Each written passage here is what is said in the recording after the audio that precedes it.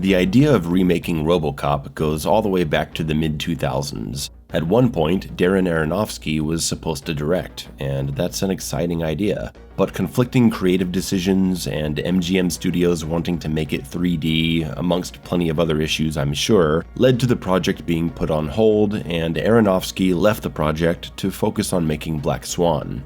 In 2011, it was announced that the new director would be Jose Padilla, forgive my pronunciation, and he had seen success with his Brazilian crime action drama series Elite Squad. He would direct a Robocop screenplay written by Joshua Zedemer, who, after looking around IMDb and Wikipedia, appears to have this as his first writing credit for an original script, which is concerning. He worked on the screenplay for Patriots Day a couple years later, and he has some uncredited work in Quantum of Solace and The Bourne Legacy, but who knows what his contribution really was. He doesn't have his own Wikipedia page, and he is not known for his abilities as an original storyteller. So to me, it sounds like someone who shouldn't have written the Robocop remake wrote the Robocop remake. But while he is the credited writer, we don't know exactly what was written by Joshua Zedemer, or thought up in brainstorming sessions with the director, or simply bad ideas mandated by the studio. All we know is that the end product is Robocop 2014, for better or for worse. Many will remember the initial photos coming off the set, and the horrible reaction to the suit. Robocop in all black on a motorcycle drew instant comparisons to Christopher Nolan's The Dark Knight. During pre-production, Padilla was quoted by a friend as saying he was having the worst experience of his life. For every 10 ideas he has, 9 are cut. It's hell here. The film will be good, but I have never suffered so much, and I don't want to do it again. Ultimately, the movie was received poorly by both critics and fans, with many Robocop fans left asking, what was the point of all this? It's what we've come to expect from franchise-based products, mandated by studios that want to cash in on the properties they own. It's not a film that was made by people who genuinely wanted to make it. It was ordered to be written by the people in charge, and then a small talented foreign director was scooped up and given a $100 million Hollywood action film full of CG effects. How did anyone think this was gonna work? This video will essentially be going through the entire movie scene by scene, exploring concepts and characters, talking about what this movie gets right and wrong. It's gonna be a long one, I hope you're ready. Funnily enough, the opening logos before the movie even starts send a bad signal. The MGM lion growl is replaced with goofy noises. It's not good when the first thought in your mind before the opening credits is, what? What the fuck is that? What's happening? The noises turn out to be vocal warm-up techniques done by Pat Novak, host of the Novak Element, a heavily propagandized and opinionated cable news show obviously parodying right-wing news hosts like Sean Hannity, Alex Jones, and Bill O'Reilly. The Novak Element, the O'Reilly factor, it's very obvious. This is already a huge difference in approach between the original and the remake. Superficially, they feel similar since they're both parodies of American news coverage, but Robocop's media break segments were designed to represent where we were heading as a culture. The news of the future, the commercials of the future, talking about a tragedy and then quick cutting to a fluff piece. It was prescient and smart. People always say how it feels like we're living in Robocop now. But the remake's news program feels more like a parody of modern-day news shows, just with futuristic production technology, showing how news hosts with heavy biases weaponize their audiences into pushing for certain agendas. It's too on the nose, it's not humorous, and it's not even that insightful. And I think a large part of why this falls flat is that it's been done before, and much better. Audiences, especially American audiences, had already seen plenty of current-day media satire, with The Daily Show and The Colbert Report, which had been running for 9 years at this point. The freshness of the original's media break segments is impossible to replicate, and unfortunately, they doubled down on these news segments as they happen frequently.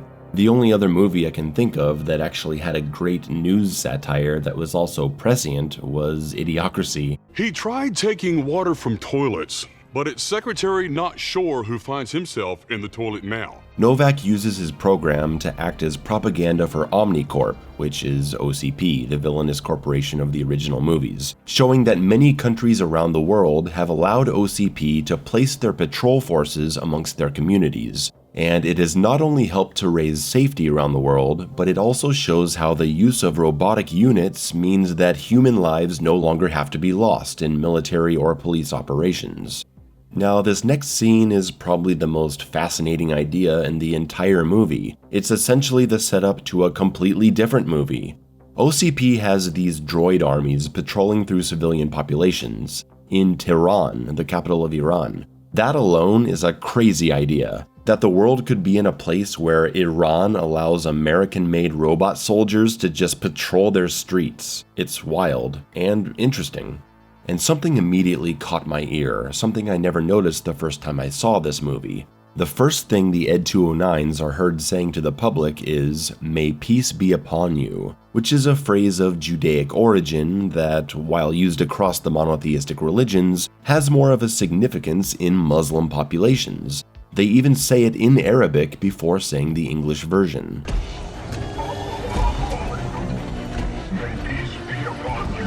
So we have Ed 209s co-opting a religiously associated greeting while patrolling the streets of Tehran. And that's really interesting. It's just sad we get no context for why they're even in this part of the world. How does an American corporation get permission to patrol the streets of Tehran with robots? We need to know.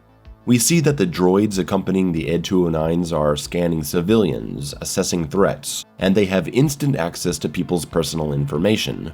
We're seeing in the opening 2 minutes of this movie that just these droids are far more advanced than the original Robocop was. The guy had to take his data spike to the police database and plug it in. And this is an interesting angle to take. It really is quite the opposite setup. The original Robocop is a first-of-his-kind creation, sprung on a world that had never seen a robotic anything really. That's something that made him incredibly special and impressive. But the Robocop remake is already filled with intelligent and deadly robot patrol units. So Robocop himself immediately becomes a concept with a lot less wow factor for the story. What makes Robocop special in a world already filled with droids? That would also be a cool place to take the story, the human having to prove his place in this robotic world. But they don't go anywhere with that. Turns out this is a bad day to patrol because citizens are prepared to launch an assault on this occupying force. People come out with grenade launchers, even bombs strapped to their chests, flinging themselves onto Ed 209 units to blow them up. Obviously a commentary on the US military occupation of Middle Eastern countries like Afghanistan and Iraq. A kid runs out wanting to fight for his town's liberation, holding only a knife, and Ed 209 blows him away, a little kid with a knife. This is fascinating. Show me this movie. Insert the Alex Murphy hero's journey into this crazy world. That would be amazing. Unfortunately, all of this is just a news story in the setup for the real story of OCP trying to sell their droids in the United States. The events in Tehran are never mentioned again. The people fighting against the OCP occupation of their homeland never return. The movie's best idea and opportunity for American satire is forgotten, instead serving as a cheap appeal to audience sensibilities by simply referencing current-day geopolitical issues to make them think this movie actually has something to say. It doesn't. So now that the news segment has gone wrong, the propaganda has flipped around, going from see how safe the world is thanks to these robots, now to see how dangerous the world is and why we need these robots. It's all in the service of making the viewer sympathize with OCP and their goals of selling droids to American cities.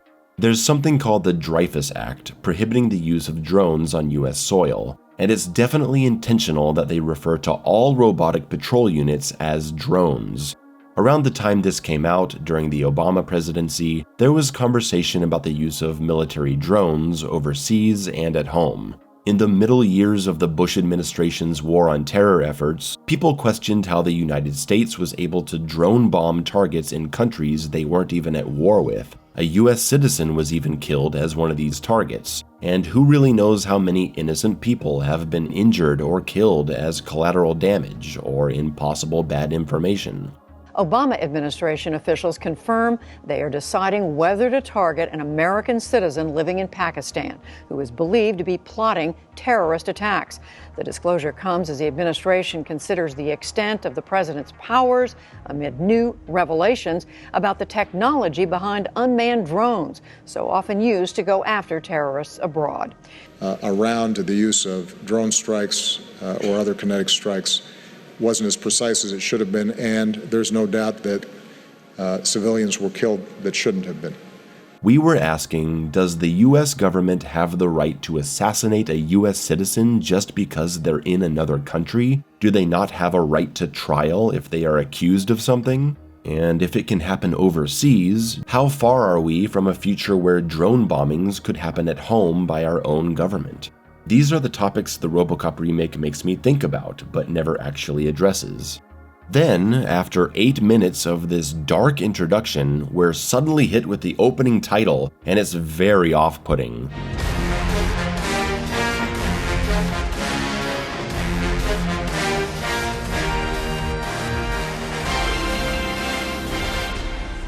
It uses the original movie's theme song, which is a triumphant, bold, marching melody that sounds like a cowboy riding into town bringing justice with him. But the movie up to this point has been incredibly serious, dark, cynical, violent, and at times horrific. Cutting to this da-da-da-da-da over the legitimately silly title RoboCop, it feels like tonal whiplash. What's going on? What is this movie? It's also a clear example of the difference in pacing between the original and the remake. The remake takes 8 minutes to get to the opening title. The original hit the title in 8 seconds. Let that be a sign of how much the remake stuffs itself with needless padding, side characters, and side plots, ruining the pacing. Enter Alex Murphy coming into work not at a new precinct after a transfer, but at a place where everyone knows him. We immediately see that Murphy is pissed off, and he doesn't want to see these two cops in the room because he says they're corrupt. We're treated to a flashback of the night before, an undercover gun deal gone bad, with a dealer who's got merchandise he really shouldn't have, guns that have gone disappearing from the evidence room at the station. Murphy and his partner Jack get this guy to say who he works for, Antoine Vallen, and he's the crime boss of this movie. An incredibly forgettable character, let's just say he's no Clarence Bodiger. Murphy and Jack set up a meeting with Vallen, posing as gun buyers. Vallen gets tipped off that he's talking to cops, and he exits the restaurant and the action starts. It's fine, it's whatever, there's no gore, lots of shaky cam and close-ups. It's your standard shootout that you've seen in a billion other movies. Murphy pushing the trash can as he advances is a nice display of his smart on-the-spot thinking. I like that. And Jack gets shot in an exchange of gunfire with a bad guy. Lewis? Lewis! Oh, so this is Lewis? And Lewis is now Jack Lewis. Alright, we'll see where they go with that. The chief of police is not happy with Murphy acting on his own. He's gotta bring info like this to her first. These situations are delicate because Vallen is a connected person. How? We don't know. And in fact, we will never know because his character is never developed. He definitely doesn't have a connection to OCP like Clarence Bodiger did. We cut to a congressional review, or whatever it is, with a back and forth between Senator Dreyfus of the Dreyfus Act and the CEO of OCP, Raymond Sellers, whose name I find so forgettable I'll only be referring to him as the CEO. Played by Michael Keaton, basically just being himself. And this establishes OCP's entire motive for the creation of RoboCop. People will be more accepting of their robot products if they put a human face on them, and then they'll be able to sell all their products once the law is overturned. Next, we meet possibly the best character in the movie, Dr. Norton, played by the amazing Gary Oldman, and he's really good in this movie. Wait a minute, Norton? The guy that made the original RoboCop was Bob Morton, and now the doctor that creates the new RoboCop is Dennis Norton? Is this supposed to be a reference? I don't get it. Dr. Norton works in OCP's robotic division, dedicated to making things that help people in need. The doctor and CEO meet in a boardroom, and this just has to be green screened, right? You can see it especially in the doctor's head. This outside view is not real. God forbid they do something that the original did and just rent a fucking space in a tall office building and have a real city view in the shot. The CEO wants Dr. Norton to come on board for this idea of making a droid out of a human, but he makes it clear that he only agrees to work for OCP if his robotics are not used for combat applications.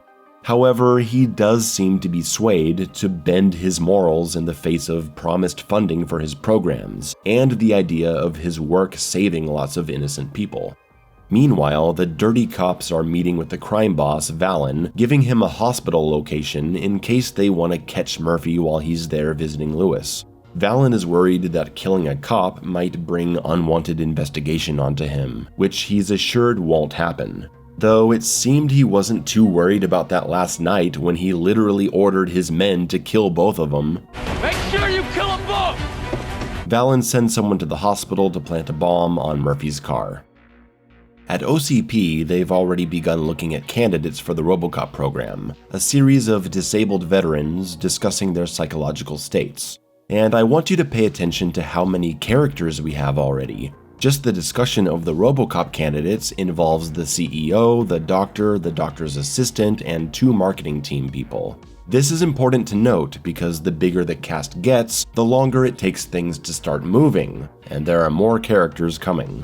At this point, we're really lacking any standout, memorable character moments that let us get to know the characters. Murphy's gun-twirling scene, talking to Lewis about his son. Lewis kicking the shit out of a criminal at the precinct. Joe Cox getting caught urinating and then knocking Lewis out. Can you fly, Bobby? You just fucked with the wrong guy. Moments that pull you in and make you interested in the characters. With the exception of the doctor's great scene showing a man how to play guitar again. His excellent introduction is part of the reason he's a great character. We actually get to see what he's all about, but he's the only person that gets this treatment. The remake villains are presented so blandly they're essentially impossible to recall after having seen this movie several times. A lot of the characters are that way, actually.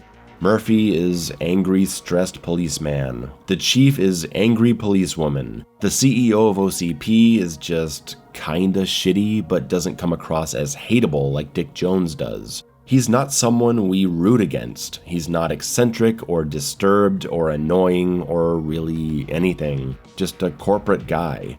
There's no Bob Morton figure, so there's no corporate rivalry for added drama and added criminal conspiracy.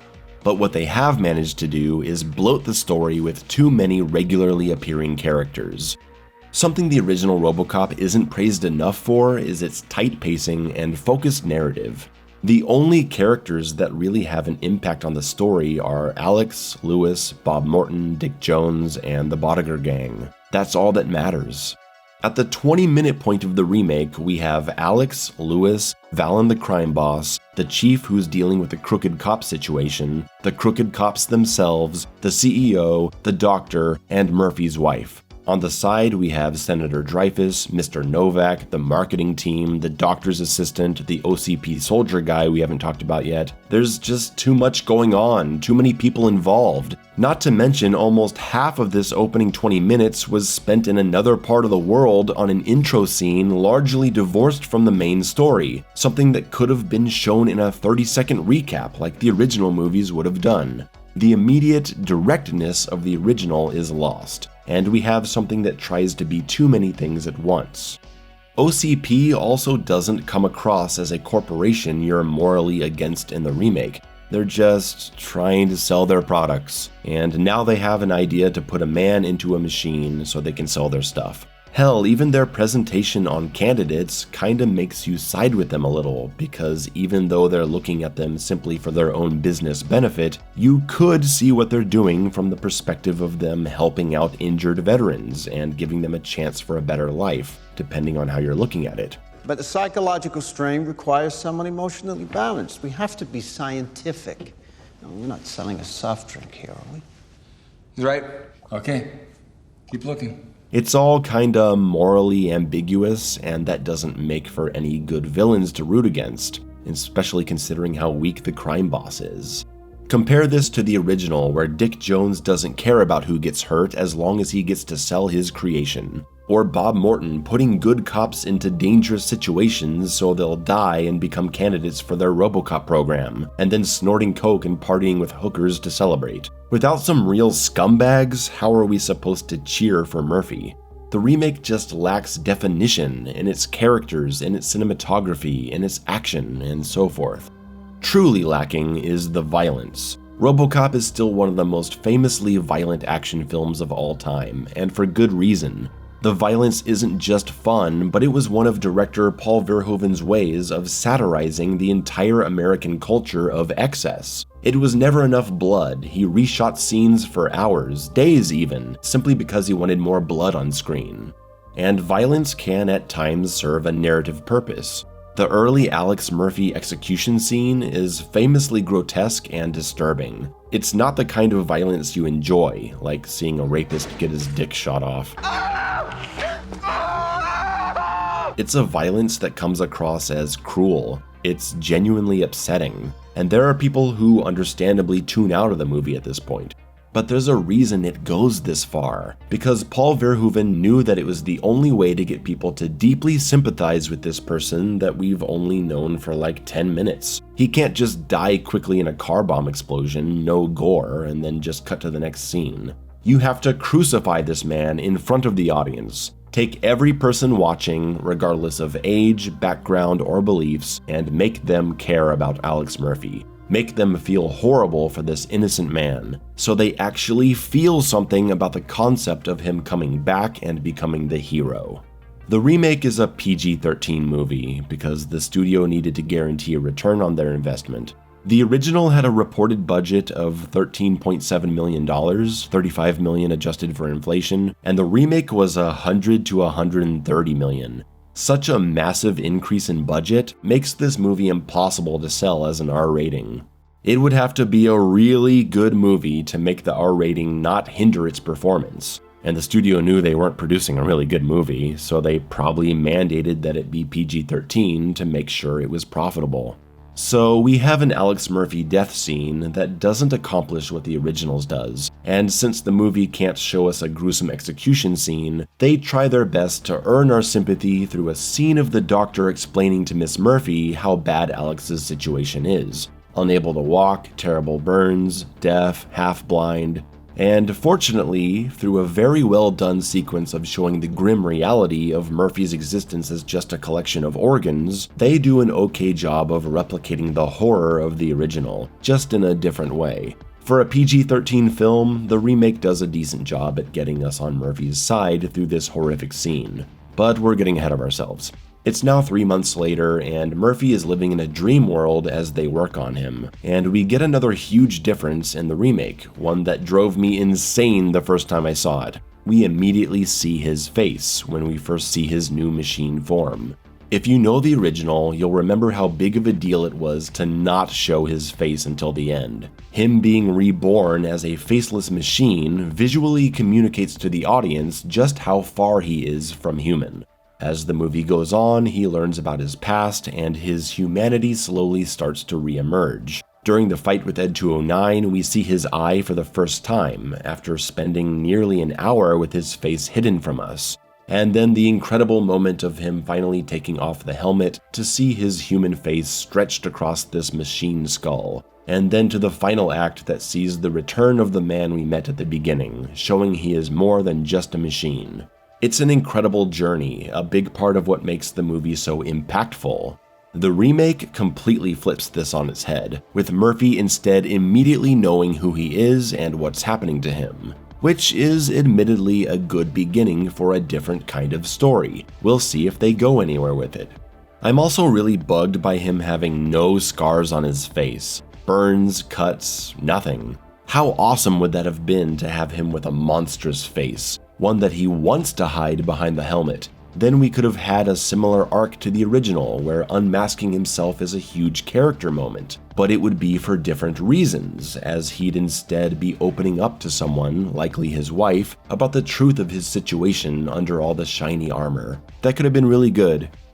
Murphy right away starts asking about his family, panicking as he's unable to move and doesn't understand what's happening. The suit is awesome. It's not as iconic as the original, of course, but it's a tastefully done modernization of the classic armor, just a bit stylized. Black and silver, classic chin guard, the chest plate, the bulky legs, and the super textured abdomen, it looks great. If this were the suit for the whole movie, I think fans would have been very accepting of that. However, we know that's not what happens.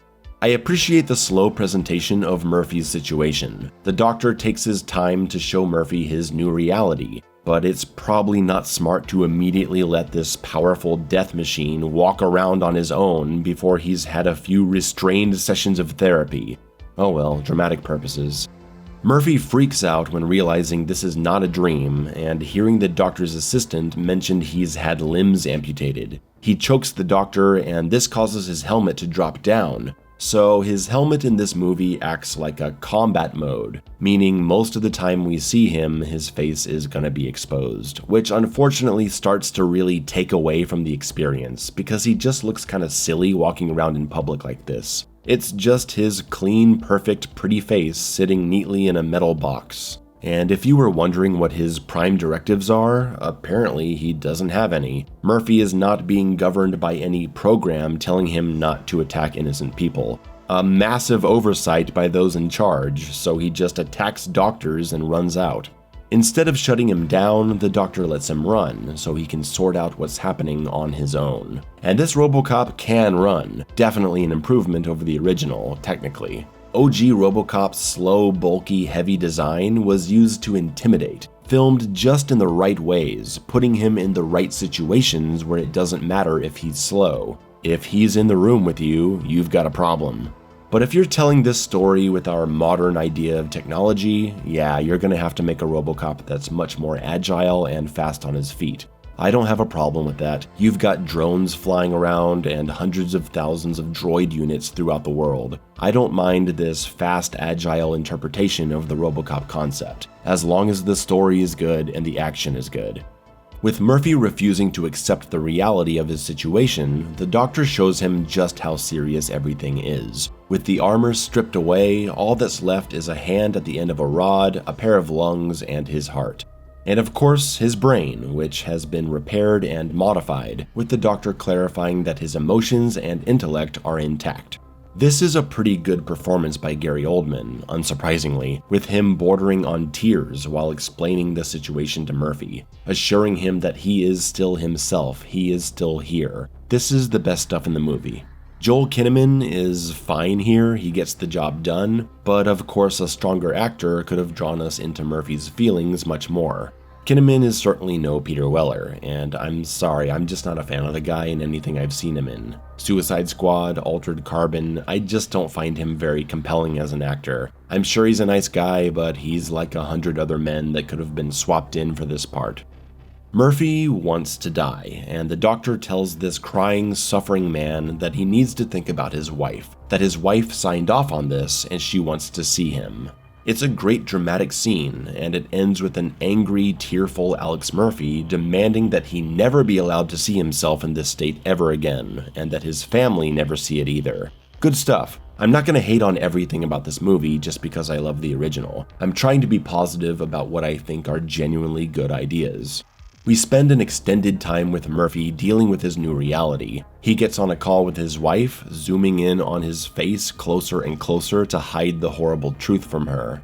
Nice setup, but total failure in emotional execution. We go from this compelling sequence of accepting his robotic form to a call with his wife that just has nothing going on. You would think that his wife, after not seeing him for 3 months, the first time she gets on a call with him after he almost died, she would probably instantly burst into tears, right? Instead, at the sight of her husband's face, she's like, "Oh, it's so nice to see you." Just awful, awfully directed scene.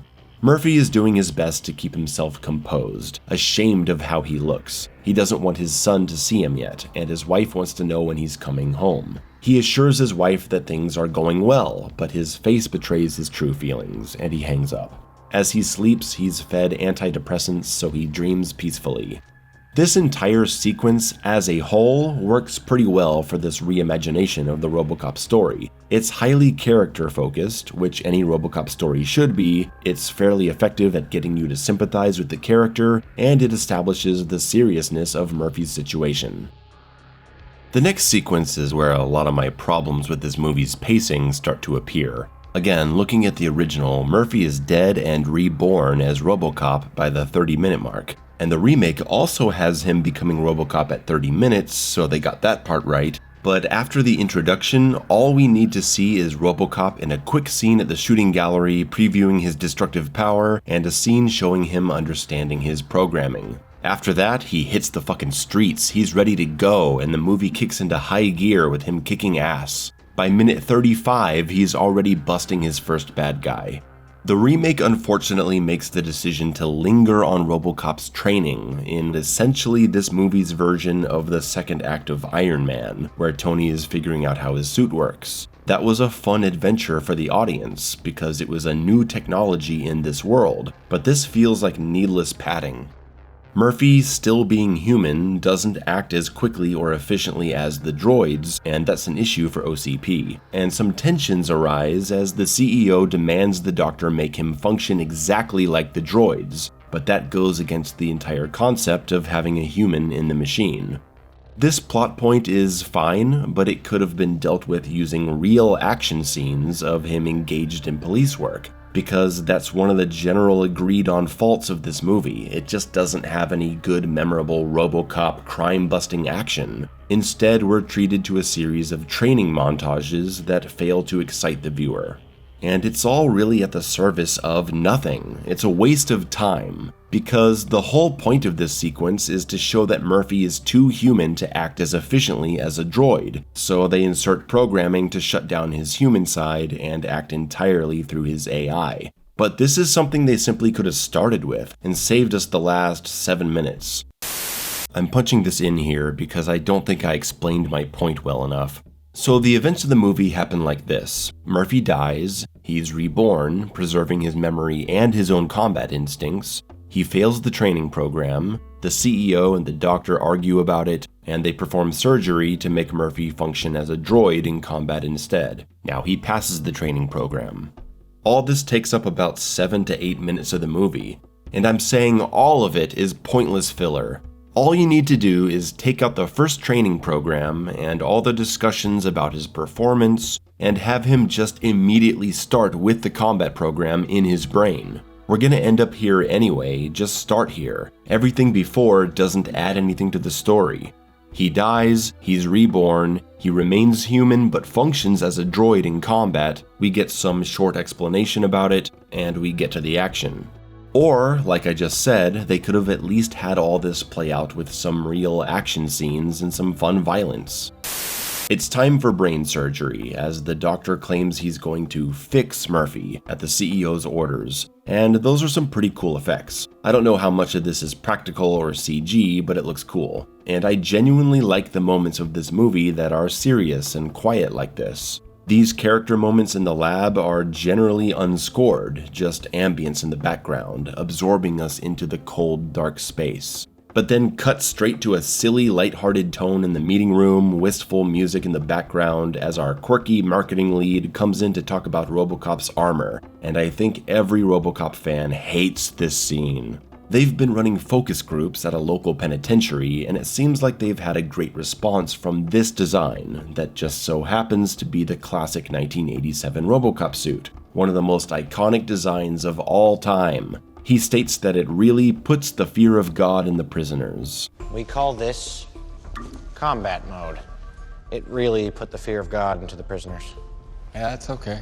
In a very cool design idea, the classic armor is actually a retractable combat mode that snaps over his modernized armor. I honestly like this a lot. It's a genuinely excellent idea. Imagine this movie with a bunch of action scenes where this modern RoboCop snaps into combat mode and now he looks like classic RoboCop with bulky armor to protect him. He moves a bit slower, maybe channeling a little of Peter Weller's more deliberate movements, but he's more protected from heavy artillery. And then when the bad guys try to run away, he retracts the heavy armor and then bolts off running in the new armor. That would be so fucking cool. Man, I get excited just thinking about it. But then, the CEO, in a line that insults every single RoboCop fan in existence, upon hearing this testing well with children, calls the idea embarrassing, and goes on to say people don't know what they want till you show it to them, and proposes the single worst idea in cinematic history. Make them more, tactical. Make them look, let's go with black.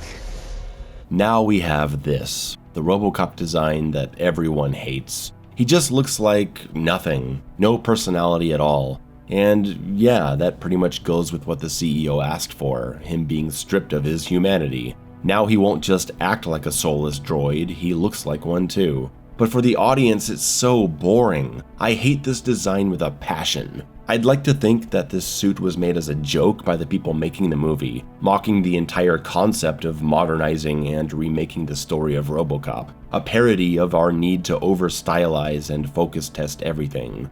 But I fear it was probably just what the people at the studio thought would be seen as cool at the time, and then it was forced on the filmmakers. Either way, it sucks. Maybe the CEO's line is meant as a fuck you to the studio or something, I don't know.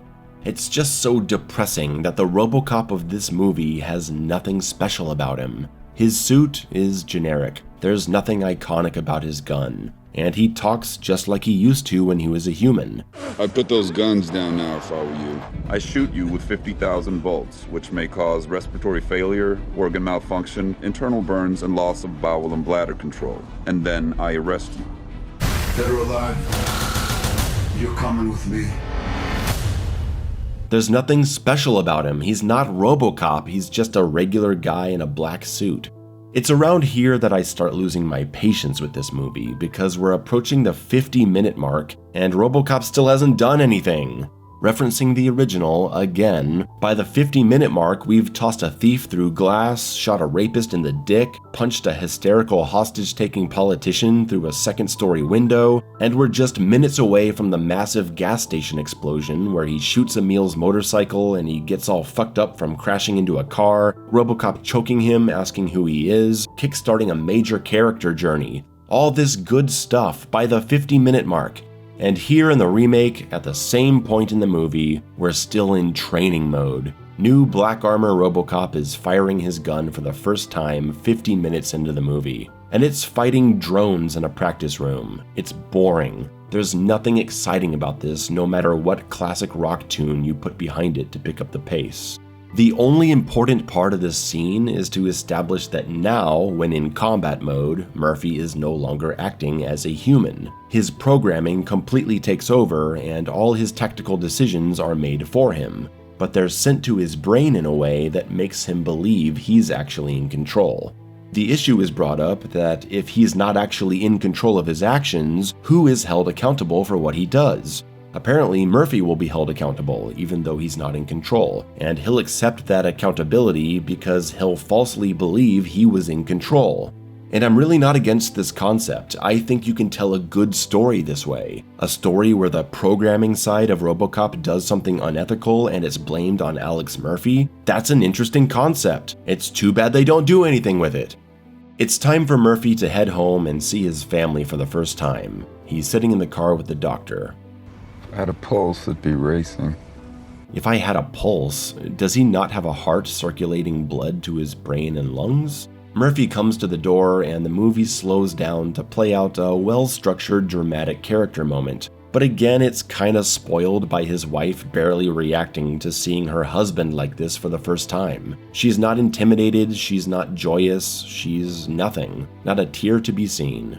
Murphy turns to see his son, and I like how this shot is framed. His son on the right and Murphy towering over him, far out of frame.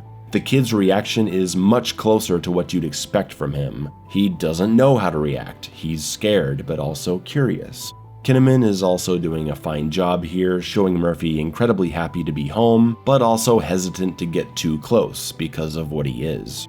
Murphy heads to the police station to meet up with his partner Lewis, and I'm just getting tired of looking at his face. I remember feeling that way when I saw this movie on opening night. Murphy tells Lewis that the plan is to go after Vallen and his crew. Vallen? Who? Oh, the crime boss guy. The guy we haven't seen in almost 40 minutes and know nothing about? Okay, yeah, sure. Let's go get the completely unestablished bad guy. How exciting. The debut of RoboCop is set as a public demonstration in the center of Detroit, and seeing that it's set in Detroit, it makes me think of how well the city is set up as a character in itself in the original films. From the police department to the futuristic office buildings, the plans for Delta City, the rioting streets during the police strike, you close your eyes and you have an image of Detroit in the world of RoboCop. In the remake, the city has not been established in any way, it's just regular American city, nothing special going on. And RoboCop is not even being presented as RoboCop to the public. He's announced as Officer Alex Murphy, because he was created to show a human side to the robotic patrol officer concept. They're gonna use his real name to get public approval. Here we get another one of the movie's good ideas, one that should have been introduced way earlier so we could get to the action and actually dealing with the consequences. Murphy is uploaded with the entire police database, all criminal records, and all CCTV footage from the past 3 years. He instantly becomes aware of all this knowledge, able to recall any of it on command. He describes the experience as incredible, and that's another concept that definitely could have been explored in this movie, the feeling of actually enjoying this new form of existence, being amazed by the abilities and knowledge it gives you. But it isn't explored, of course. The data starts building up, and Murphy now has over 600 pending arrests based on all the evidence collected in his mind. Very cool idea. A RoboCop that already knows who he needs to go out and arrest. Murphy starts to panic, feeling overwhelmingly compelled by his programming to go out and arrest all these people. It's too much, so many criminals. In the digestion of data, he gets locked in on the footage of his own crime scene, and combined with the massive urge to act on all this information, he starts having a seizure. The OCP team is yelling at the doctor to do something because he's about to go on stage. This was all a terrible idea. Why didn't they just let him go on stage first, and then do the data upload later in a private controlled environment, in case something went wrong, like this? I find it hard to believe the doctor would have signed off on this. Again, dramatic purposes. It makes for a good scene, I'll let it slide. To calm Murphy down, they drop his dopamine levels all the way down to 2%, essentially turning him into an emotionless zombie, and he's sent out to the public presentation. This is a scene that stands out in the RoboCop remake as genuinely compelling. An emotionless Murphy walks past his family, not reacting at all, only scanning their threat level. He walks outside, scanning everyone he sees. He spots a wanted killer in the crowd and jumps down to arrest him. Thomas King, you're under arrest.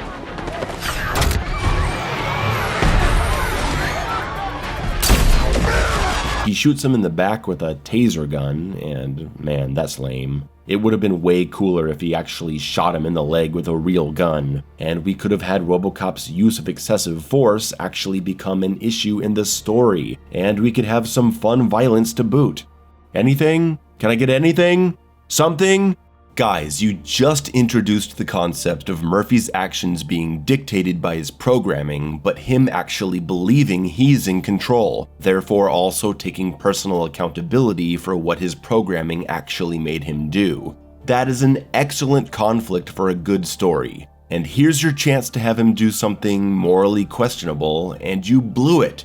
This whole sequence is a great idea as a way to present an alternate version of RoboCop and to spark an interesting story from here. But something like this should have happened half an hour ago, because we're now past the 1 hour mark and we've had no crime-busting action. And what are we even supposed to be excited about at this point? What's the drive of the story? Where's the momentum? It's been half an hour of training montages and making changes to Murphy's programming. Where's this going? Cut out the last 15 minutes of pointless training missions and making changes to his programming and changes to his suit, and just start immediately with the upload of crime data after the reveal of his horrific body. He freaks out from the upload, they zombify him to push him out to work, and his programming leads him to do something wrong, like kill an innocent person, or he makes a difficult decision involving hostages that leads to a bunch of casualties. And now we can actually use the concept of Murphy taking accountability for actions that weren't actually his. If you're going to introduce this concept, you have to do something with it. And in my revisiting of this movie, this particular story issue has made me uniquely frustrated. Imagine if you took this idea of RoboCop taking accountability for his programming's decisions and combined it with the Tehran setting from the beginning. You could do some serious shit with that. So Murphy's exhibition, Arresting a Criminal, is now being used by the media to push the narrative that OCP's robotic officer program is exactly what America needs to keep their communities safe. I actually like how the RoboCop theme song has been changed into sort of a patriotic-sounding anthem for enhancing corporate propaganda. It works. Yes, let's not shy away from what this means, people. Too bad it was already kind of spoiled by using it awkwardly in the opening title. OCP is understandably concerned about how Murphy is behaving, but they also don't want to recall him from the streets because that sends the message that their product has issues. So for now, he stays active. His family needs to be kept away, and the doctor promises Murphy's wife that in time, they'll get Murphy back to a better emotional state. RoboCop, I feel more comfortable calling him RoboCop now that he's actually fighting crime, makes his way to the station, and I really wish he had his helmet down. Robo takes over the officer meeting and announces his prioritization of 13 wanted murder suspects. He demands his plan be enacted and requests ambulances and coroners be ready. He hops on his motorcycle, which is an idea I've warmed up to. This is a faster RoboCop for a modern world, but I still would have preferred him to be driving a standard police car. At an hour and 8 minutes, we finally have RoboCop busting criminals on the street, but it's just some kids dealing drugs in an alley. RoboCop immobilizes 2 kids fleeing the scene, which I think is a good use of the stun gun option. It always has been easy for people to just run away from RoboCop. But we haven't seen anyone actually get shot by him. He threatens the other kid with his stun gun, getting information about where to find his dealer, the murder suspect. And this scene could have been way better if the emotionless Alex Murphy had a robotic monotone timbre to his voice like the original RoboCop did. He just sounds too plain here. Come quietly or there will be trouble. You tell me where John Biggs' drug lab is located, and then I arrest you. Robo flies into the drug lab and starts blowing people away. It's shot like most forgettable action scenes are. Fast cuts, shaky photography, nothing very memorable. And when I see him walking around this place in combat mode, I just get so frustrated thinking about how cool it would be to see him in the classic armor right now, deflecting explosives, tanking heavy machine gun rounds, picking dudes up and throwing them through glass. The remake is really lacking that sort of visceral action. Over on the Novak report, they're interviewing the CEO, celebrating the success of the RoboCop program, and they bring in Senator Dreyfus, whose act forbids robotic law enforcement. They have a little debate that gets immediately shut down as soon as the CEO gets a couple winning statements in, to push the narrative that the public is ready to accept robot cops. We end with a bit from the newscaster asking if those in the Senate who oppose robotic police are pro-crime. That's some sick propaganda right there. It's really similar to what people do now, taking complex issues around law enforcement and boiling them down to an emotional catchphrase. The crooked cops, remember them? They're paying a visit to Vallen, and he's not happy because he can't move any product while RoboCop is out there busting heads. Murphy's wife stops him in public and tells him that his family needs him. It's impressive how emotionless this performance is, and I don't mean Murphy. I kid. I know I'm dogging on the actress a bunch, I shouldn't be mean. As Murphy drives away, he can't stop thinking about his son and how upset he is to not have his father. He starts overwriting his program to focus on his thoughts. I guess it's the human soul or something? And instead of shutting him down, the doctor really just wants to see what happens. Arriving at his house, Robo starts putting together all the evidence at his own crime scene. The police chief wants Robo shut down for violating protocol, but the doctor insists that he's still doing his job, so he stays live. Robo does something pretty cool, where he accesses the camera feed from several points around where his car exploded, and he uses the assembled data to structure a 3D scene in his mind to witness personally the aftermath of the explosion. I wish they actually had the effects of a digital reconstruction instead of just looking like the movie. I'm sure they wrote it that way and just didn't have the budget. All of this intense memory is pushing Murphy to get further around his programming, raising his dopamine levels. He's starting to act emotionally. He goes after the guy from the gun deal from way earlier in the movie because he has a connection to Vallen, and he aggressively interrogates him. The info he gets takes him to Vallen's driver, and that leads us to the big shootout. Robocop versus the forgettable crime boss and his team of no-names. And this is just sad. The Robocop remake couldn't be R-rated, so we can't see any real violence. The entire shootout and hunt for the man who killed Murphy is shot in the dark, just flashes of gunfire, and some thermal cam that shows no blood. It's pretty hard to get excited about. It's not like it's choreographed and shot in a stylish manner. It's just shooting action. Close-ups, shaky cam, in the dark. He kills the crime boss and you barely see anything. It's pretty pathetic. You don't even realize that he shot the main bad guy.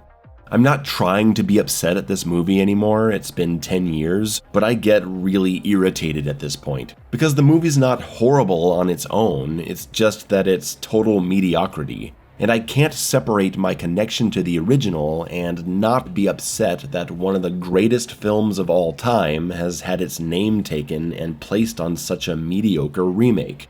The next scene is pretty cool, with Murphy making his way into the station to use the evidence he collected from the shootout to arrest the crooked cops. I like how messed up he looks, I just wish he had his helmet down, you know? He tells Lewis to come along because he's gonna like what's about to happen. He confronts the cops with all the evidence he has on them while broadcasting it to the entire department. One cop acts out of desperation and pulls a gun. How do you think before he gives you up? The other cop is cooperative and actually points the finger at the police chief as a criminal partner. Murphy gives a pretty well-earned tribute and twist on the original's iconic line, "Thank you for your cooperation." Thank you for your cooperation. Good night. Thank you for your cooperation. You can cuff him now, Jack.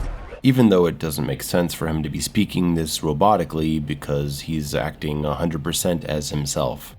Things get pretty intense as Murphy emotionally confronts the chief, blaming her for his death, and OCP, seeing that he's out of control, shuts him down immediately. But OCP quickly decides that they can use this to their advantage. They use the story to talk about how human cops are corruptible, but droids aren't, which is stupid because every single person is going to be thinking, yes they are, have you never heard of a computer virus? Robocop is said to be in critical condition, even though he's just being kept on standby. This is all coincidentally happening the day before the big Senate vote on repealing the Dreyfus Act, so OCP thinks they have it in the bag. However, right as the vote is happening, Mrs. Murphy makes a public television appearance, talking about how OCP hasn't let her see her husband for weeks. This looks really bad on them. The CEO insists on seeing her immediately, and they eventually send a car to bring Mrs. Murphy and her son to OCP. Everyone's worried about what to do about Murphy. The politicians are starting to waver on their support for the program after hearing he shot a fellow cop, and even more so because he's basically investigating local politics on his own, and that worries them for obvious reasons. OCP is worried that Robocop could start looking into their business, their lies, he could talk to the press, he could join forces with his wife, and they arrive at the conclusion that he has to be killed. What's bigger than a hero? Dead hero. It's this scene with all of them that makes me think again about how this movie has too many characters in it, and how if this corporate team had to be here, they could have easily been turned into our main villains.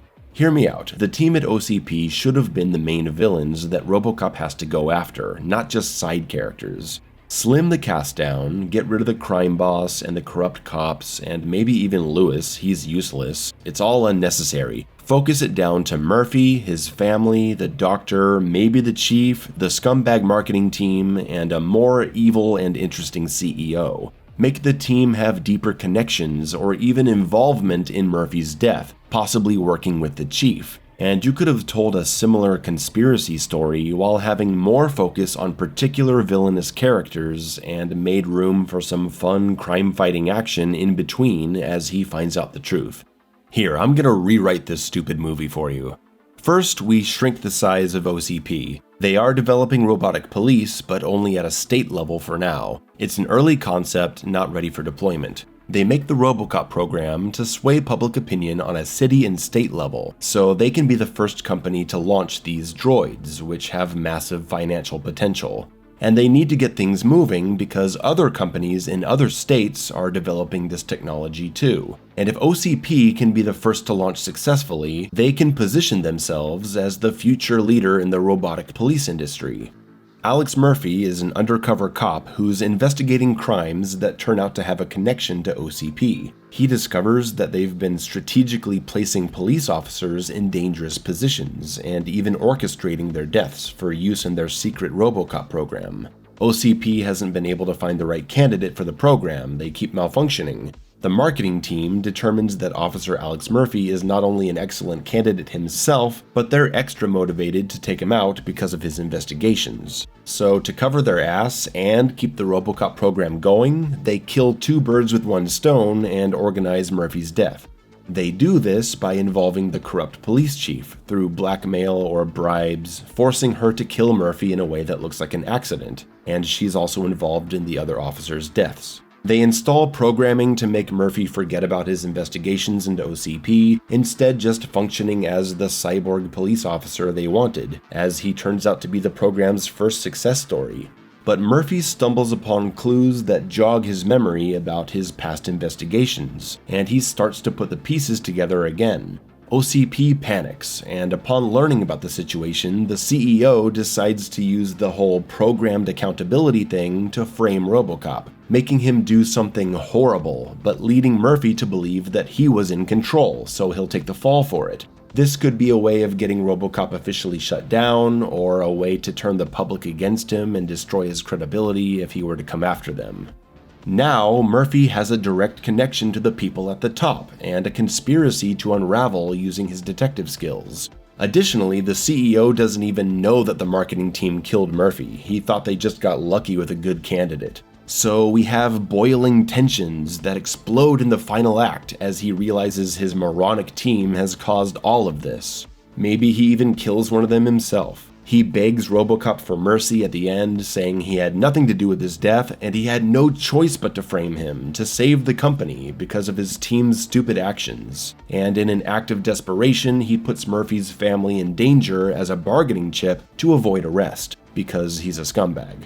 There you go, movie fixed. It's not perfect, I just came up with it in a day. I'm sure you could tear it apart in the comment section. But here Murphy actually has something to do. The police chief is a deeper character, as someone who is coerced into doing something horrible. The team becomes hateable by the audience because of what they did, and the CEO's relationship to the plot becomes more interesting as he's dealing with his team's screw-up. And we have plenty of time for action in between. We can have the chief working with a bunch of killers that Robocop has shootouts with. The chief can get all fucked up like Bodiger did in the Coke factory scene. We get a couple gruesome deaths from the marketing team, and a CEO being marched to justice for the crimes of his company. Anyway, back to what actually happened. So Dr. Gary Oldman comes in to remind the audience that he's way too good of an actor for this movie. Your work is so good, I don't... No, this is not about my work. You saw the woman on TV. This has to stop! Isn't it wild to see Gary Oldman and Michael Keaton acting opposite each other? It's the only time I've seen them on screen together, and I don't know, I just think it's cool. The Doctor is strongly opposing the termination of Alex Murphy, but the CEO talks to him about how his work will assure that no human officer will ever die again, and he offers the Doctor anything he wants for his continued cooperation. But on his way out, the Doctor calls his assistant and warns not to leave Robocop alone, so I guess he's not taking the CEO's deal. The repeal of the Dreyfus Act passes, and the CEO orders the termination of Robocop. He calls the combat specialist guy, who we haven't talked about because he doesn't matter at all, and gives the green light to kill. Soldiers come into the lab, the assistant has locked off access to Robo, the Doctor runs in to wake him up, soldiers are blasting their guns and break into Robo's room, and Robo shoots a couple taser rounds into the soldiers. Boring. But Mayo, why would he shoot and kill soldiers? He's a police officer, he's not gonna kill them. Okay, then have him target their legs, like he did in the Prime Directive series, one of the many things they got right about the Robocop character in that. His wife is in the office talking to the CEO, being lied to about Murphy. He said after a seizure, Murphy died, and they'll be announcing his death soon. She is not happy about this.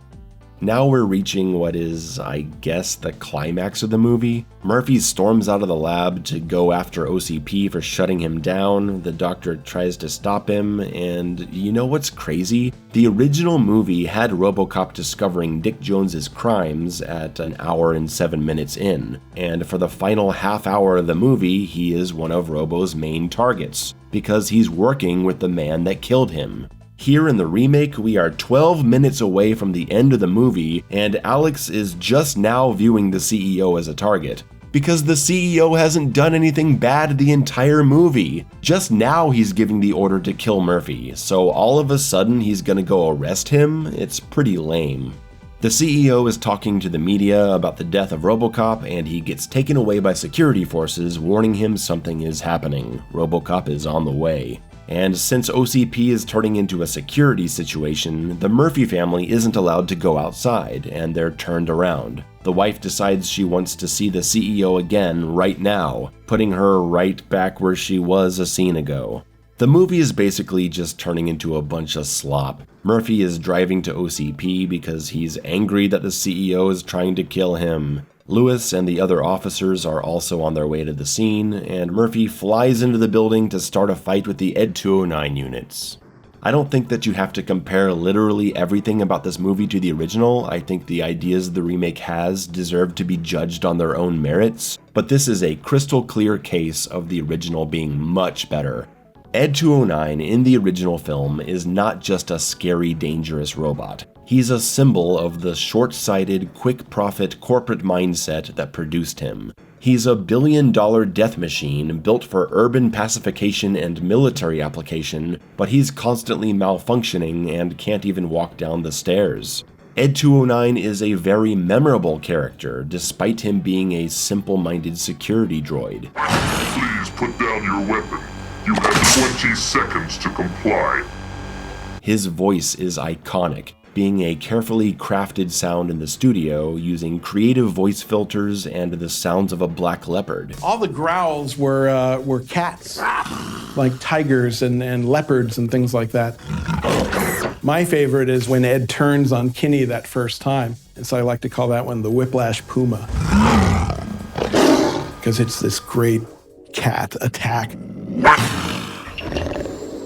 His design is a hybrid of Japanese futuristic mechs and an all-American truck, basically. His introduction is absolutely legendary, with the brutal malfunctioning murder of Mr. Kinney in the boardroom, splattering his blood all over the display model of Delta City. The construction of Delta City will be built on death. His showdown with Robocop is dramatic and exciting, and despite Robocop and Ed 209 having no personal connection, the audience cheers for the moment when Robo blasts him into pieces at the end of the movie, even if this isn't the same Ed 209 unit. It's the part Ed 209 plays as an idea that we root against. The human destroys the mindless machine. It's so good. In the remake, Ed 209 is a massive downgrade, now just being a fully functional and reliable security droid. No personality comes through his design, it plays no role in the story, there's plenty of them walking around, and now Robocop has to kill a couple of them as he enters the building. They're no different than the droids he fought in the training room, they're just bigger. This scene might as well not even be here, it doesn't mean anything. The utter mediocrity of the remake is on full display in the final 15 minutes. Lewis crashes into the building to save Murphy, showing the Ed 209s won't shoot him since he isn't armed, even though he just crashed his car into one of them, and Murphy escapes. God, Lewis is lame. Lewis in the original wasn't in the movie a lot, but she played an important role. She witnessed Murphy's gruesome death firsthand. She cares about him. She's the one that tells him his name. Murphy. It's you. She rescues him from destruction at the hands of the Special Forces. She's there for the reveal of his face and tells him what happened to his family. and then fights with him against the Boddicker gang at the steel mill, getting horribly wounded in the process, and she saves him in one of the most awesome scenes in the movie. RoboCop just wouldn't be the same movie without her. I have my own process in terms of how I prepare a role, and I like to write a biography of the character, what you don't know. I had her fatherless, that her father had died, so she became even more independent and strong, and a younger brother rather than an older brother, so she really took that role of being the strength of the family. I better drive until you know your way around. And don't laugh, but I actually put on a pair of men's underpants just to see, like, what does that feel like? Remake Lewis is just partner guy, busting crime with Murphy, shows up to help at the end. You could remove him from the movie and it would be no different. Just a useless character that doesn't deserve to have the name Lewis. I'm gonna call him Luis from now on. Murphy's family has been escorted to the roof, and the CEO telling them that Murphy's human part is dead and he's just acting as a homicidal machine. Murphy encounters the training guy again and realizes his programming won't allow him to act against an OCP soldier. This movie's watered-down version of Directive 4, introduced way too late in the movie. All he can do is run away, which gets him shot with a taser round. I do like how messed up he looks here. He should have gotten into this state way earlier. Luis saves the day again. Thanks, Luis. Remember how Directive 4 was shown to be something classified early on, creating some mystery, and then it's revealed to be programming to stop Murphy from acting against officials at OCP? It was one of the biggest moments of the movie, Murphy crippled for violating the directive by trying to arrest Dick Jones. It leads to a big fight with Ed 209, and the end of the movie gives a great payoff to this by having the CEO fire Jones right in front of RoboCop, giving him the ability to shoot him dead. What a great sequence of events. RoboCop 2014's way of handling this crucial plot point is to briefly mention it in the first 3 minutes, stating that drones can't harm red assets. And then they never mention red assets again until an hour and 42 minutes into the movie, when Murphy suddenly can't act against the training guy because he's a red asset. And literally 1 minute later, Luis shoots him and the issue's resolved. Wow, excellent writing, guys. So the two major confrontations, RoboCop versus the Ed 209s and RoboCop versus the training guy, both of them were solved by Luis, the partner we barely know and has no significant role in the story. How exciting. Murphy heads up to the helipad and attempts to arrest the CEO, and the scene just doesn't have any impact because he isn't a very hateable villain. He can't arrest the CEO because of his programming, which was established like 5 seconds ago. And I do like this bit here where he intimidates the marketing team. You don't even have a warrant. We'll overlook this little Get down on the ground and put your hands behind your back.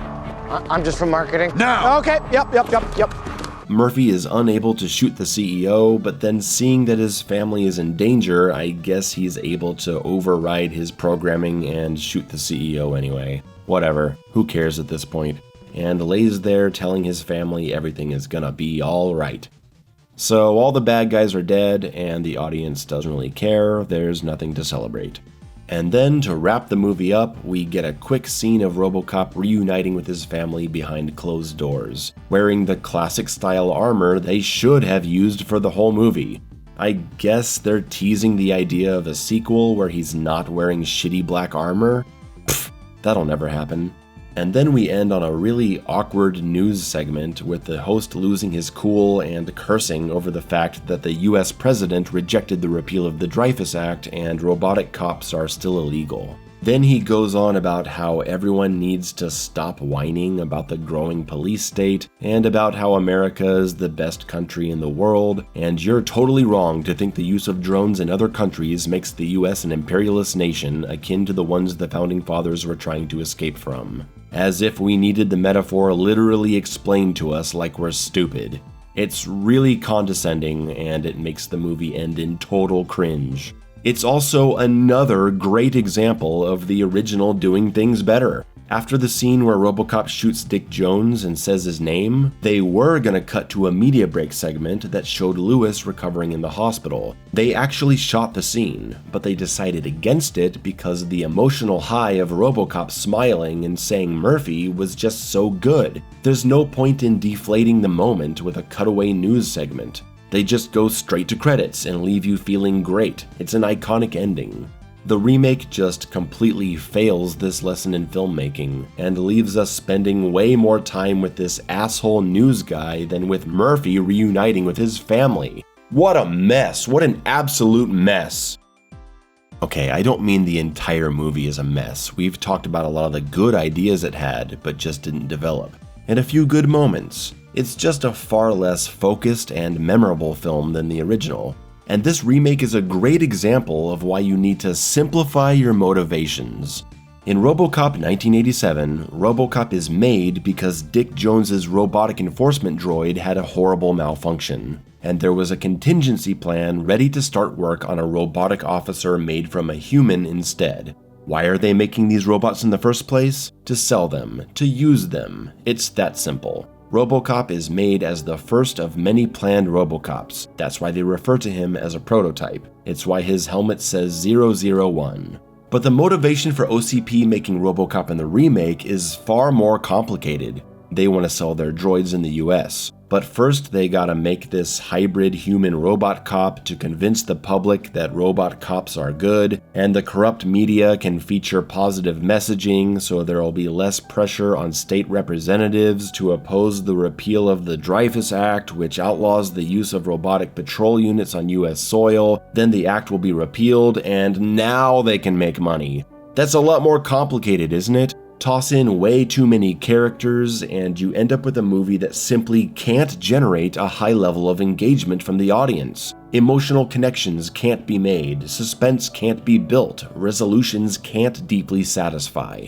And that's a big part of why this movie was so forgettable when it came out. It's not that it's horrible, it's that there's nothing to really grab and hold on to, no strong anchor. I don't feel intense hatred towards it like I did when it came out, I'm past it, but I also don't think I was wrong for feeling the way I did, because as a RoboCop fan, this movie is offensive simply by being mediocre. It drags RoboCop's name down simply by association. But if we're being honest, it's not like the series was without its own share of low points seen throughout the sequels and the TV spin-offs. The remake, though, was uniquely upsetting given what it could have been having Darren Aronofsky previously attached. And this wasn't a sequel or spin-off, this was a big-budget remake using the original's name, reimagining the origin of a classic movie character. This should have been amazing, or it shouldn't have been at all. Instead of being a great comeback for this legendary IP, it was a forgettable Hollywood action film, lacking focus, lacking humor, lacking violence, lacking excitement. Now that we've finished the movie and this analysis, I'd like to leave you with this.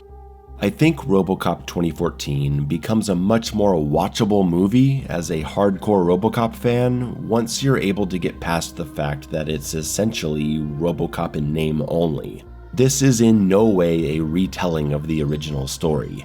Whereas most remakes take a story and make some changes and additions, RoboCop 2014 has virtually nothing to do with the original movie's story, outside of the basic core idea. It's about a cop that gets turned into a cyborg, and that's where the similarities end. If you can set that aside and not let it upset you, what you've got is a movie telling its own story. However, that story is quite unsatisfying, and upon further inspection turns out to be downright bad, despite some of the really good ideas it has. It's clearly an inferior story to the original, while also being told far less effectively and presented far less passionately by the people who made it. If you'd like to see my videos on the RoboCop Prime Directives miniseries or the film trilogy, check out the rest of my channel. I'm sure you'll find something to enjoy. Also, make sure you check out RoboDoc, a RoboCop documentary available on Amazon. It's a 7-year-long effort to document basically everything about the movie. It's great. Thanks a lot for watching. Of course, make sure you click like on the video and subscribe and comment, and I'll see you soon. This was one of the most exciting videos I have ever made, and I hope you liked it.